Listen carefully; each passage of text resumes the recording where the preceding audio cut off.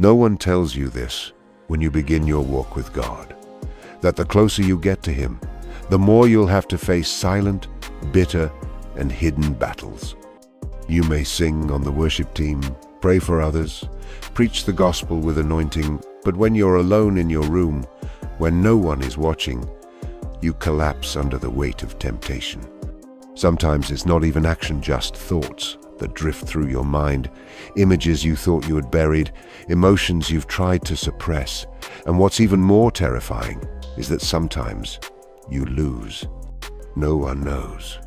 No one sees. But inside you, a battle is raging. There are no gunshots, but it drains your strength. You begin to wonder, am I really called? Why am I so weak? How can I preach holiness when I'm still wrestling with such filthy desires? You are not alone, and you are not as broken as you think. The truth is, this is the very thing few in the church dare to speak of. Those who are chosen by God are often the ones most viciously attacked by lust, not because they're impure, but because they're a direct threat to the kingdom of darkness. Satan doesn't waste temptation on the spiritually lukewarm.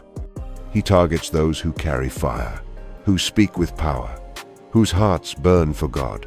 He doesn't need them to fall publicly just to grow weak privately.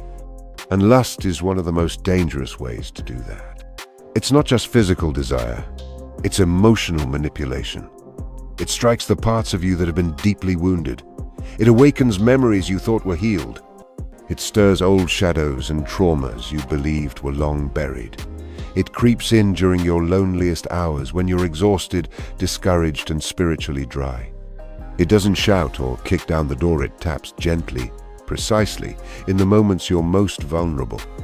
Many who are called by God come from pasts marked by promiscuity, abuse, or exposure to environments saturated in lust.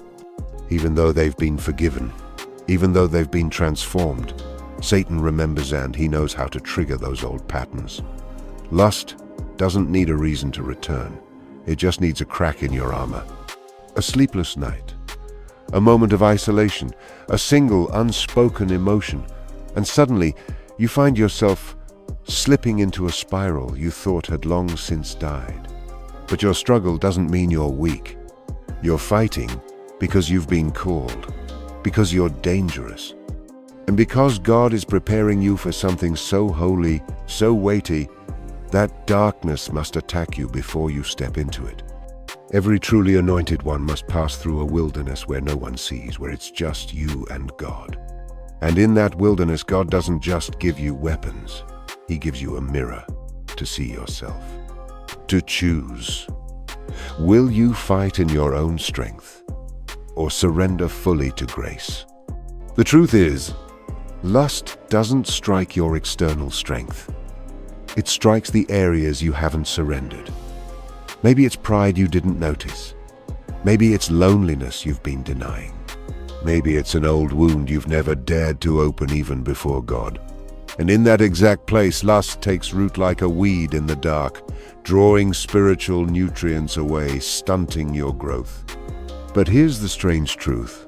Temptation is not a sign of weakness, it's proof you're close to the promised land. Remember, it was after 40 days of fasting that Jesus was tempted. Not before, not when he was inactive, but right before he stepped into his divine mission. And Satan knew if Jesus won that battle, hell would lose.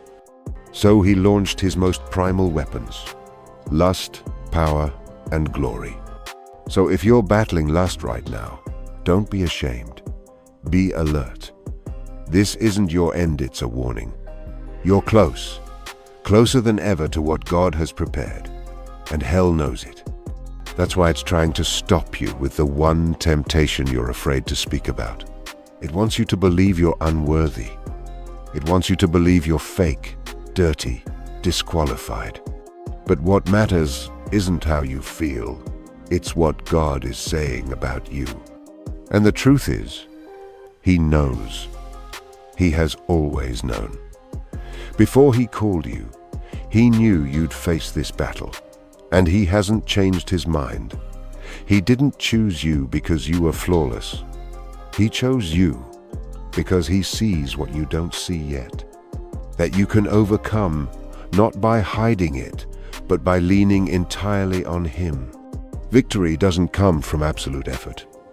It comes from absolute surrender. You can read the Bible, pray, fast, but if you're still trying to manage it yourself, still hiding behind the mask of the Anointed One, you'll only wear yourself out. Come closer. Tell the truth. Let the tears fall. Let the desire be exposed to the light, not for judgment, but for deliverance. Don't forget, when Adam sinned, he hid. But when David sinned, he stepped out and confessed. And it was David, not Adam, who was called a man after God's own heart. Lust is real, but grace is more real. And when you realize you can't win on your own, that's not failure. That's the beginning of surrender.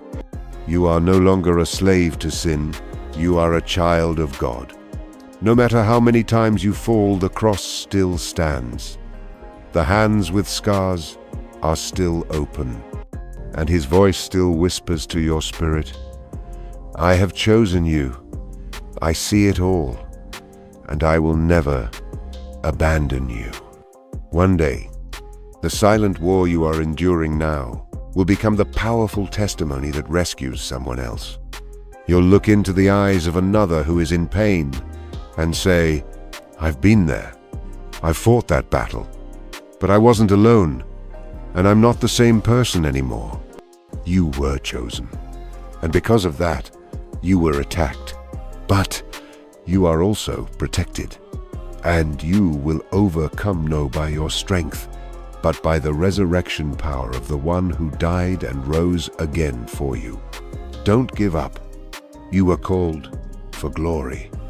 And this battle, yes, this very one, is forming the spiritual warrior God is raising up through you.